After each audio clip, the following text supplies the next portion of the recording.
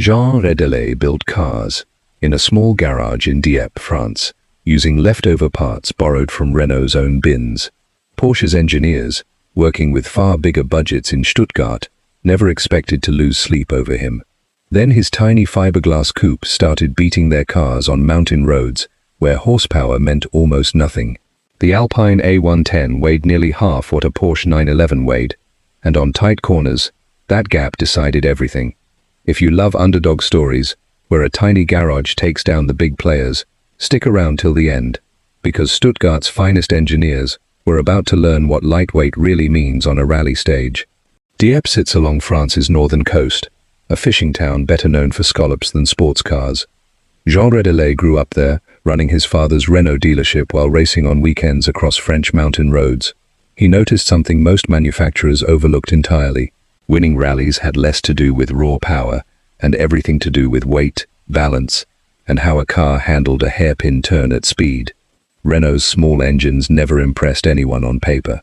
Modest horsepower, tiny displacement, nothing that belonged in the same conversation as German or Italian performance machines. Redelais saw an opportunity hiding inside that limitation. If the engine couldn't compete on power, the car itself needed to weigh almost nothing. Fiberglass became his answer. Steel bodies added weight nobody could afford to carry up a mountain switchback. A lightweight shell over a simple steel backbone chassis, an approach borrowed loosely from small British sports car makers, gave Redelais' design something Porsche's engineers hadn't prioritized yet: agility that raw horsepower simply couldn't replicate. Picture the Alpine factory in the early 1960s. A modest workshop, nothing like Stuttgart's sprawling operation, staffed by engineers who understood exactly what limited resources demanded. Every gram mattered. Door handles, dashboard trim, even interior padding got scrutinized for unnecessary weight. Nothing survived that process unless it earned its place on the car. The result, badged as the Alpine A110, weighed close to 700 kilograms fully fueled. A contemporary Porsche 911 tipped scales closer to 1,000.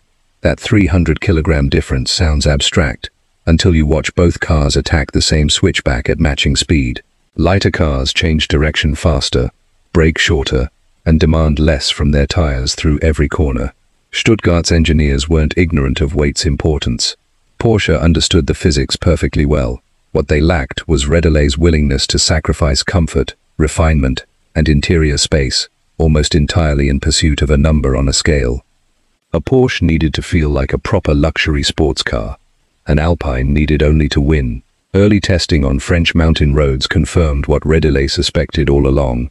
His underpowered little coupe could outcorner cars carrying twice its engine displacement, simply because it never had to fight its own weight through every bend. Drivers who tested early Alpines described a car that felt alive in a way heavier machines never quite managed. Word spread slowly through French racing circles, then faster once results started appearing on actual scoreboards. A car built from spare Renault parts in a coastal garage was embarrassing machinery costing several times more. Nobody in Stuttgart had reason to notice yet. That would change within a few short racing seasons, once Alpine stopped testing on quiet French roads and started entering serious international competition against the very manufacturers who'd never taken them seriously. That serious competition arrived faster than anyone in Stuttgart anticipated. By the late 1960s, the Alpine A110 had moved beyond regional French events into the World Rally Championship, a stage where every major manufacturer's reputation faced genuine scrutiny. Porsche entered these same events confident in their 911's power advantage and German engineering pedigree. Monte Carlo hosted one of rallying's toughest tests, a brutal mix of icy mountain passes and narrow village roads, where a single mistake ended a driver's entire season. Heavier cars struggled through these conditions in ways spec sheets never predicted. Traction mattered more than top speed. Precision mattered more than raw acceleration out of a straightaway. Alpine's drivers, familiar with exactly these roads from years of local testing, understood every blind corner and hidden patch of ice long before international rivals arrived. That local knowledge, combined with the A110's featherweight construction, created a genuine threat nobody outside France had taken seriously until results started posting. Here's something worth pausing on before we go further.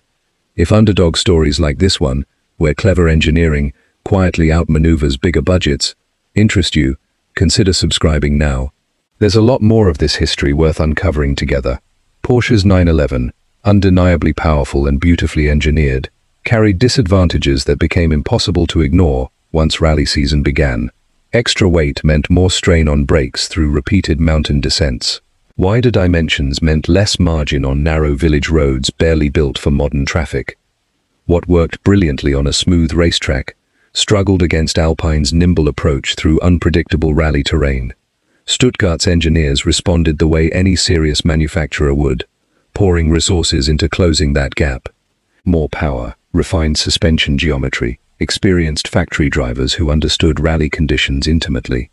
None of it fully solved the fundamental problem baked into their car's design from the very beginning.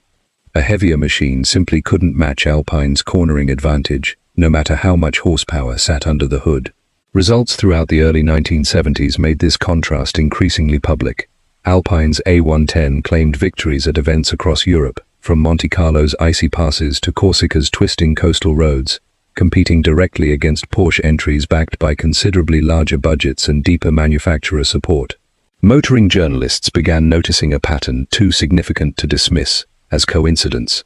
Executives inside Porsche watched this unfold with growing concern that rarely made headlines outside internal memos and factory meetings. Losing occasionally to a well-funded rival carried little reputational risk. Losing repeatedly to a small French manufacturer building cars from Renault spare parts threatened something harder to quantify: Porsche's carefully built image as rallying's dominant German engineering force. That reputation, decades in the making, now faced a genuine challenge from a coastal French garage nobody had considered a serious threat just a few years earlier. What happened next would determine whether Alpine's success became a footnote or something considerably more significant within motorsport history. 1973 brought the moment Porsche's engineers had quietly feared since those early Monte Carlo results. The World Rally Championship introduced an official manufacturer's title that season, giving every competing brand a single measurable target worth fighting for across an entire calendar of grueling international events. Alpine entered that inaugural championship with a car essentially unchanged in fundamental philosophy since Redelay's original garage experiments. Lightweight fiberglass construction, a Renault-derived engine tuned carefully for reliability rather than outright power, and drivers who understood mountain roads better than almost anyone else on the entry list. Porsche brought considerable resources to that same championship, fielding the 911 alongside factory support most rival teams could only imagine. Bigger budgets, experienced international drivers, and engineering talent pulled from one of Europe's most respected manufacturers. On paper, this looked like an uneven contest favoring German engineering and financial muscle. Events across that championship season told a different story entirely. Alpine's drivers navigated treacherous stages in Portugal, Morocco, and France with a precision that heavier competitors simply couldn't replicate. Corner after corner, the A110's weight advantage translated directly into faster stage times, particularly across the tight, technical routes that dominated much of that year's calendar.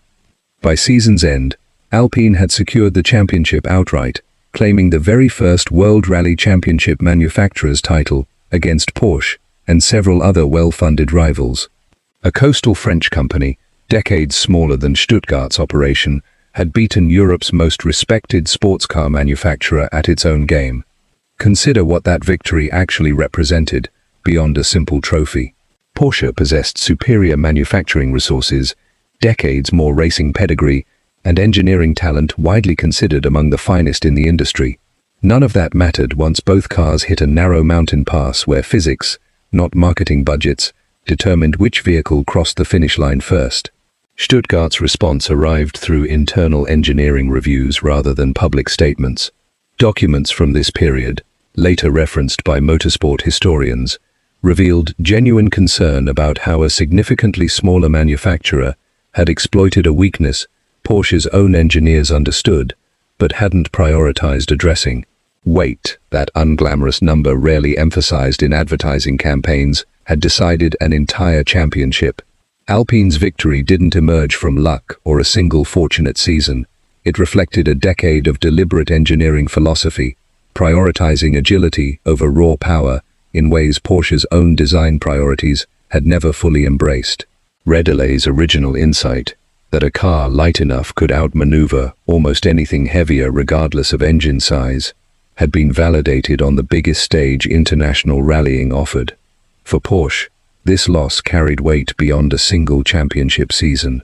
It exposed a genuine vulnerability inside their approach to performance engineering, one that competitors would continue exploiting for years afterward. What began as a modest garage experiment in Dieppe had forced one of the world's most respected manufacturers to fundamentally reconsider what actually made a car fast where it mattered most. That fundamental reconsideration extended far beyond rally circuits and championship trophies. Alpine's success against Porsche exposed a principle automotive engineers still wrestle with today, one that applies well beyond motorsport into nearly every performance-focused industry that exists. Power sells cars. Manufacturers advertise horsepower figures prominently, knowing customers respond emotionally to bigger numbers on a spec sheet. Weight, by comparison, rarely appears in marketing campaigns at all, despite mattering just as much, sometimes considerably more, to how a vehicle actually performs under real conditions. Consider what Alpine proved across an entire championship season. A car producing barely a third of a rival's horsepower beat that same rival repeatedly, simply because it carried less mass through every corner, every brake zone, every elevation change across a demanding route. Engineering brilliance sometimes means subtraction rather than addition. This lesson didn't disappear after 1973. Modern performance manufacturers still chase weight reduction obsessively, using carbon fiber panels, aluminum chassis components, and stripped-down interiors, specifically to shave kilograms wherever possible. Track-focused variants of nearly every major sports car brand today emphasize reduced weight as heavily as increased power, a direct echo of exactly what Alpine demonstrated decades earlier against Porsche's own factory team. Even outside automotive engineering, this principle shows up constantly. Cyclists spend enormous sums shaving grams off bicycle frames, understanding that less mass matters more than most casual observers assume. Aircraft designers obsess over weight distribution for identical reasons. Anything that must move efficiently benefits from carrying less of itself along for the ride. Here's what makes Alpine's story genuinely remarkable, though. Redelay never set out to teach the automotive industry a lesson about physics. He simply lacked the budget to compete on power, so he competed on everything power couldn't buy instead. Necessity, not grand strategy, produced one of motorsport's most significant engineering insights. Porsche eventually absorbed this lesson fully, and later generations of their own vehicles reflected genuine respect for weight reduction that earlier 911 models had never prioritized to the same degree. The rival that once threatened their reputation had, in a strange way, improved their own engineering philosophy going forward. That's the real insight worth carrying away from this entire story. The biggest number on a spec sheet rarely tells the whole truth about performance. Somewhere between horsepower and handling sits a harder question that too many buyers, and occasionally too many engineers, forget to ask. How much does this thing actually weigh, and what is that weight costing you when it matters most? Alpine answered that question decades ago in a small coastal garage, using parts nobody else wanted, and a philosophy nobody else fully understood yet. Porsche, for all its resources, spent years learning what Redelay already knew instinctively. Sometimes the fastest way forward is carrying less.